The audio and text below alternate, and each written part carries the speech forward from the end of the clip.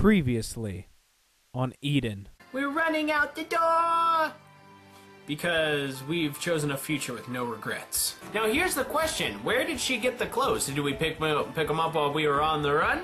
Did we just have random women's clothes at our house? And our story continues. Hey everybody out there in YouTube land, Jake of the OneManBand is back again, once again in Eden. We are in the country and we are enjoying our lives. So, we returned to the cottage after the sun went down. Shion flopped into her chair, utterly exhausted from helping me expand the fields, and is there that she probably slept forever. Shion, can you at least close your legs? Very unladylike, I'm telling you. Very unladylike, not good. You would not pass charm school. Human legs are made to open. It's a very natural position. Oh, whoa. Though she sounded worn out as she said it, Shion did bring her knees together. As I'd learned over the past few months, Shion had almost no feminine modesty to speak of. Come on, girl. You need to be modest. You need to be something. Come on. She would change in front of me without batting an eyelash, and didn't even wash her own underwear. Just people. Not even washing their own underoos. Rude. It was as if she didn't know how to behave around men. She probably doesn't, because she was only around Elika, like her entire life. So, yeah, she doesn't. Not that it matters, but don't fall asleep, Shion. If you're going to sleep, do it after you've eaten and taken a bath. You're so spry, even after all that work? Yes, because I'm a man! Well then, how about we just see how spry you are? Again? We have to check every day. Shion frowned a bit. What are we checking? That is the question. I know she hated being treated like she was sick, but we'd run into problems later if she didn't learn to deal with it. At present, I wasn't very concerned. Living on the mountain had given her quite a bit of stamina, so much so that I could have sworn that she had gotten healthier. Oh, fresh air do you good!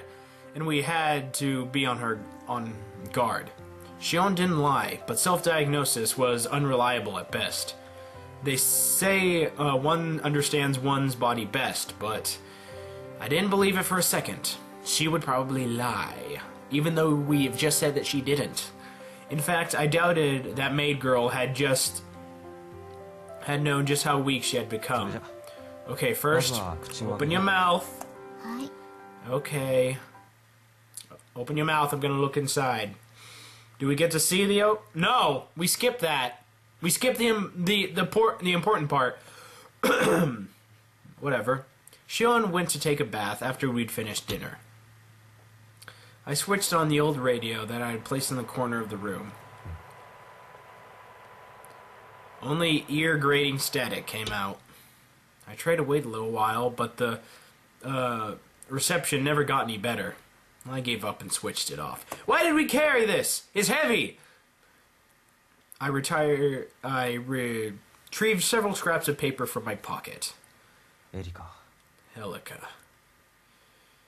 Notes Elika had jotted down and folded up and placed inside the radio. They contained checklists of reviewing Shion's condition, different types of medicines to use in emergencies, and other notes related to her care. Elika hadn't written a single thing about herself. Had she never considered the possibility that she would die? No. If that were the case, these notes would be unnecessary. Did she have some sort of premonition? Did she know she was going to die? Hey, Elika.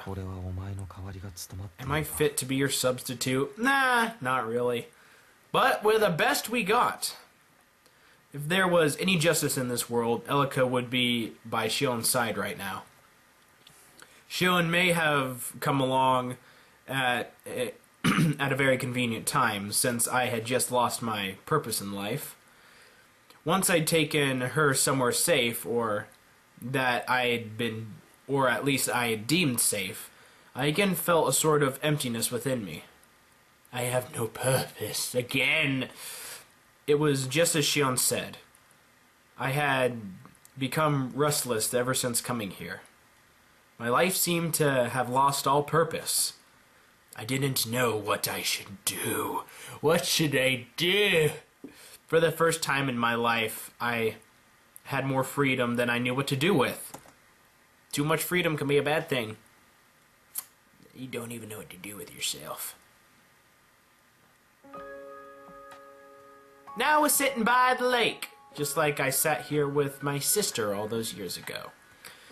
She said that she had started to think about the past on occasion. The past?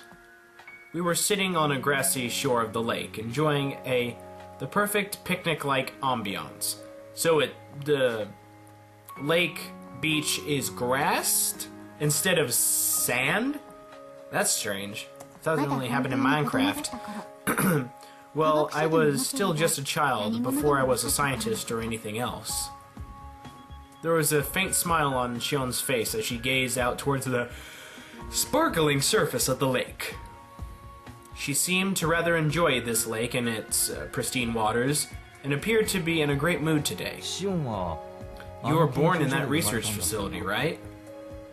As soon as I said it, I wondered if it was alright for me to nonchalantly bring up the research facility. Oh yeah, remember that place you spent your whole life at? After all, Shion had been in prison there for so very long. Don't worry about it. It's there's next to nothing I consider taboo. She can read our minds! At the end of the day, I'm still human. I can at least try to show some tact. If you were so concerned, then you shouldn't have asked in the first place. Well, I was curious. My mouth worked faster than my mind. So, shut up. Were you a genius ever since you were a child? Did you come out of the womb with a calculator and just be all like, E equals MC squared? No, quite the opposite. Huh? Felix children are divided into classes and rated accordingly to the results of intelligence tests. Given the same education to all Felixes would be insufficient. This is true. You would want them to be versatile. I got the lowest rank, E. And everybody knows that in Japan, E is the lowest rank. You must be kidding. I wouldn't kid around with something like that. She smiled, a bit bothered. Yes, she would never lie. Besides, she could easily trick someone like me if so inclined. So there was almost no point in doubting her. The people around me often said that I spaced out and they couldn't tell if I was thinking. The truth is, my head really was in the clouds. Like, it was in the cloud. Like, I had to download it back into my body. I had absolutely no interest in studying nor people. I gazed out the windows of the research facility, that place once simply called a mansion. Always. So you were a daydreamer. You dared to dream. The world I saw through the window meant everything to me. I was interested in nothing else. Just looking won't get you anywhere, though. Yeah, you gotta move them legs that God gave you. Yeah, I know that. It's not like I'd expect anything to come of it, either. Then what were you hoping to see out those windows? A bird, most likely. Shion started to say something, but held her tongue. Just had to put something down on the floor, because I was messing with it. It was distracting me. There was a small splash on the lake's surface, and she looked over at it. A fish must have leapt from the water. She moved her lips as she gazed at the tiny ripples. I was captivated by the vista of no man than sky and sea and sky. The sea and the sky? There certainly hadn't been much else around the facility, except for a little bit of land. Although the sky and sea were vast, I didn't think they'd be fun for a child to gaze at. I guess it would be hard to tell what you were thinking. I too thought I was a strange child. Don't we all? Looking back, I was a very strange child. And then... Yes? She inclined her head and her soft hair swayed. Well, how did you go from a mere strange child to the point of where you were called a genius? I mean, when was the transition? One step at a time, Ryu. No spoilers.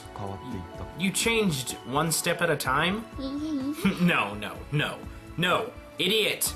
She shook her head a second time and smiled. It would be boring if I told you the whole story in one sitting. Stories are interesting when there's more to come. Am I wrong? No, you're not wrong. That's why I have to do this episodically. And you guys love or hate me for it, I don't know. You aren't wrong, and that is a little mean. Just like,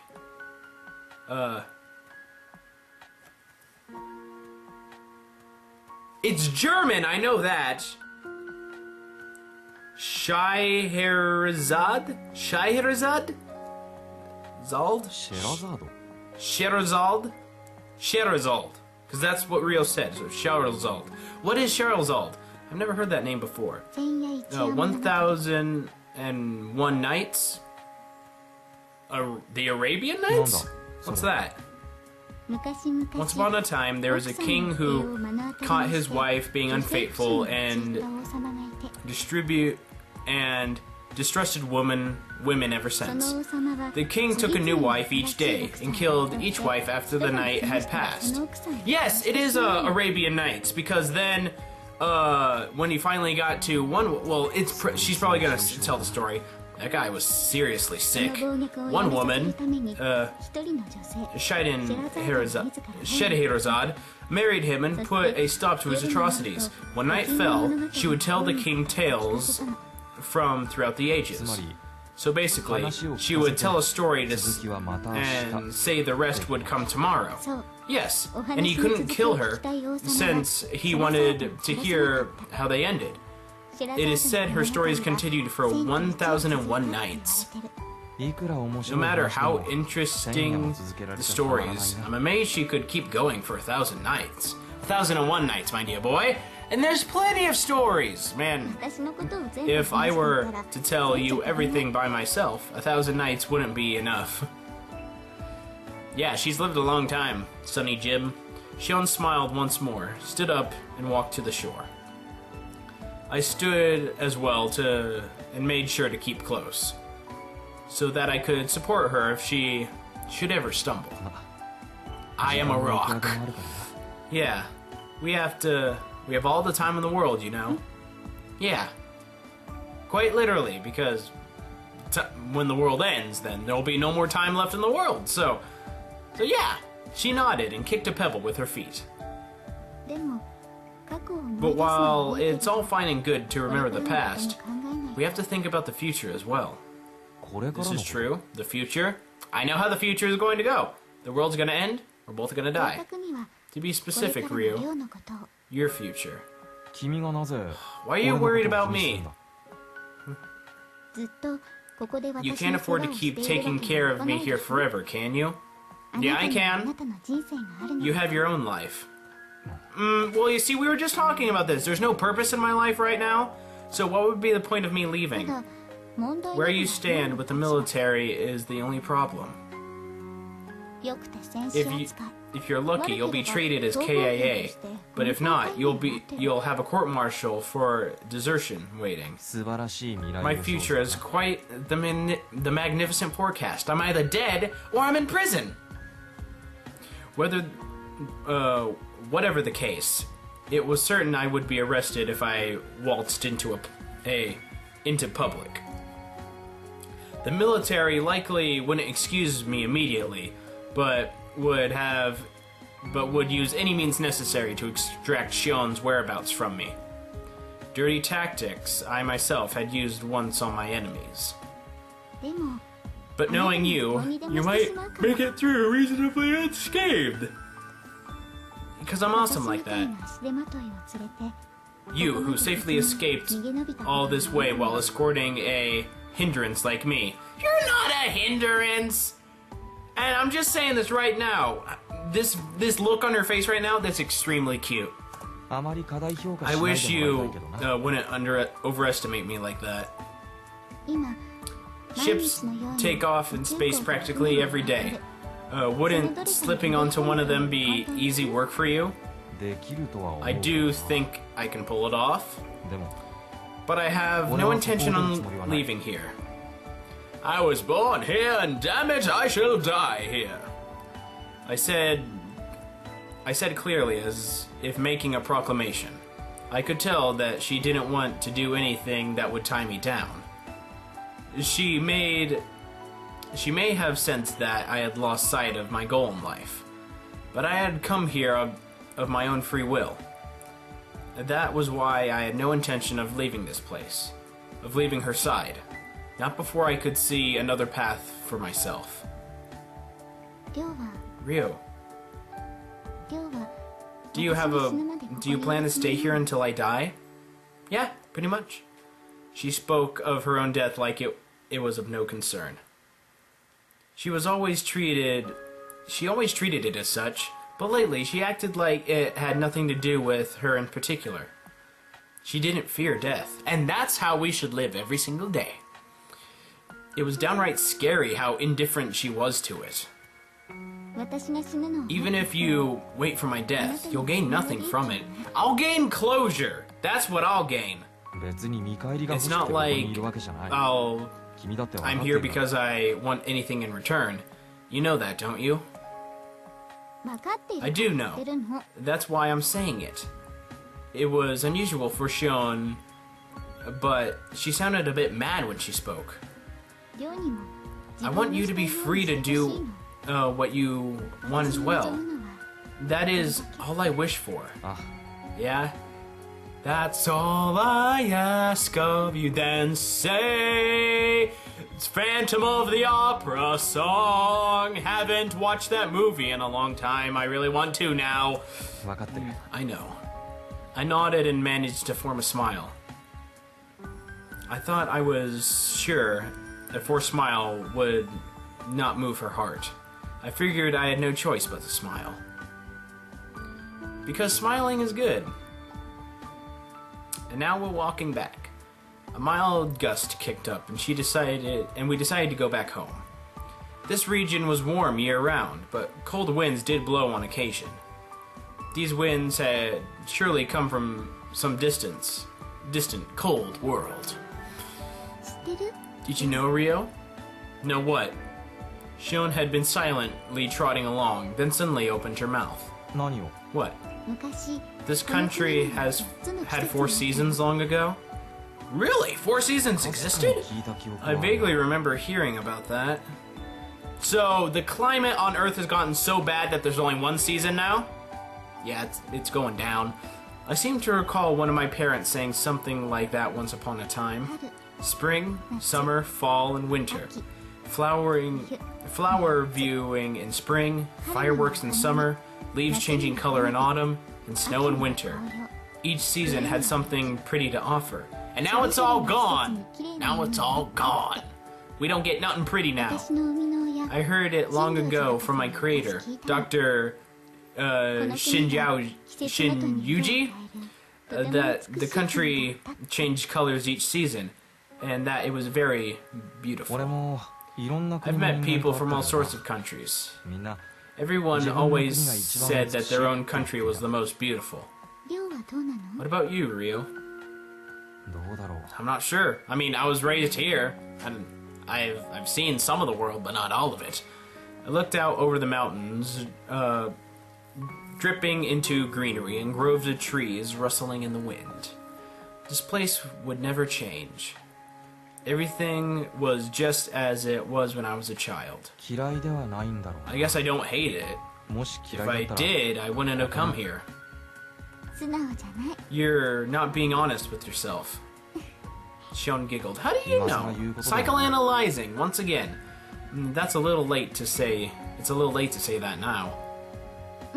Yeah, that's true. But I wanted to see it, even if only once. The world? The changing seasons. I really would have liked to see them. Well, we have books. I'm pretty sure we can find something in there. There is probably a region somewhere which still experienced all 4 seasons. But even if there was, taking her there wouldn't be without its own perils. Road trip! Road trip! Oh, don't take that too seriously. I like this place, so I'm just fine here. Sure you are. This place is nice. That's a big help. Beginning to semi-seriously worry about it was apparently foolish. Actually, I guess taking that seriously made me the fool. I'm the fool here, I'm the guy. I wouldn't ask for the impossible. I might just want to see it, experience it, because it's something that has vanished from the face of the earth. Well, yeah, everybody has that. They want something that they can't have because it's gone.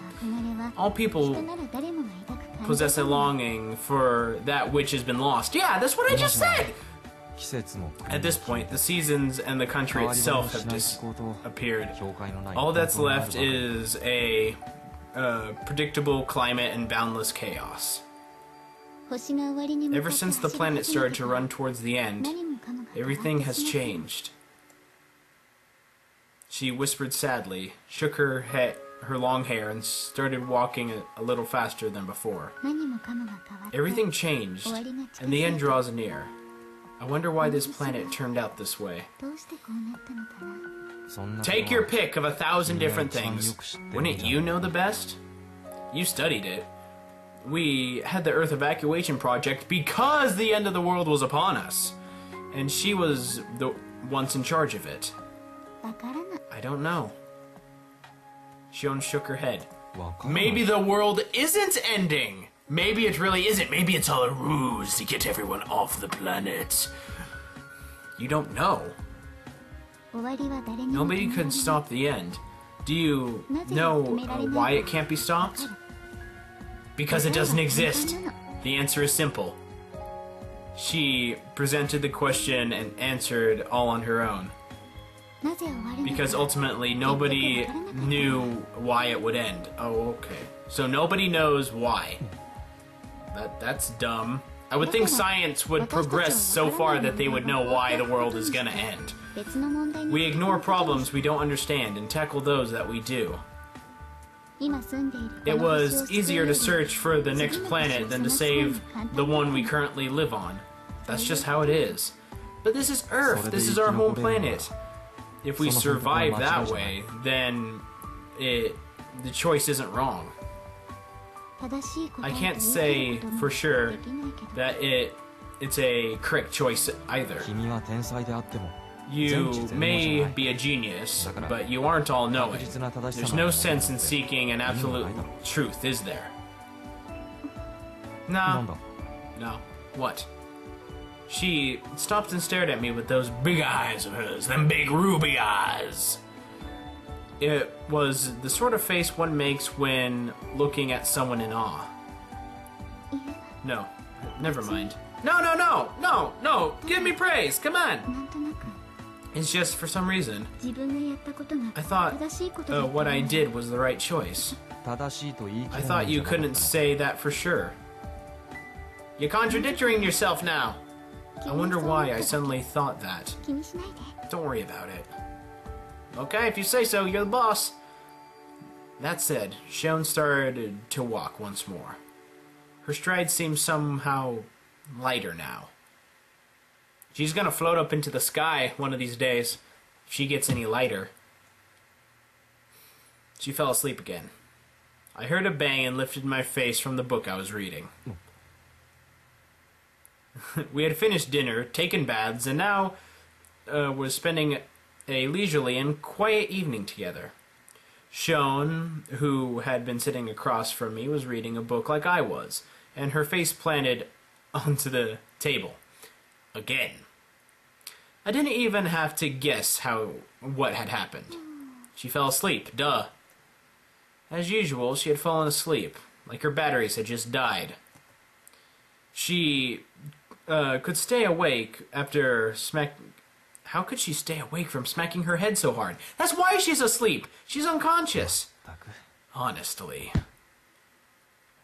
I set down my book, stood from my seat, and made my way over to Shion. Once she was asleep, she wouldn't wake up till morning. All attempts to wake her were futile. Well, maybe you haven't tried hard enough.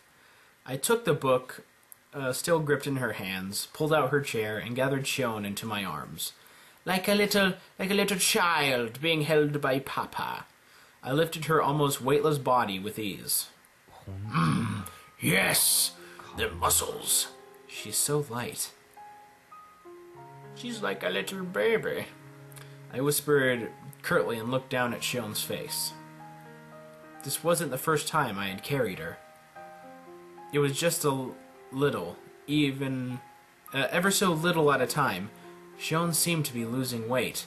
That's bad! You need to feed her more! Maybe it would be best for me to start measuring her weight during her daily health checkups. We didn't have a scale, but I could probably find one if I scrounged through the vacant homes in the area. If she was an ordinary girl, she would probably hate telling a man her weight. But once again, she doesn't know any courtesies, so. But this was Shion we were talking about. She wouldn't likely object. She lacked those sensibilities.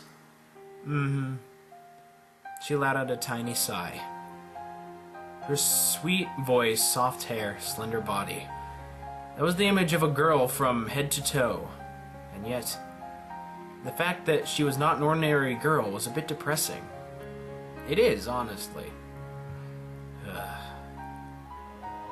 Shion slept with such an angelic face.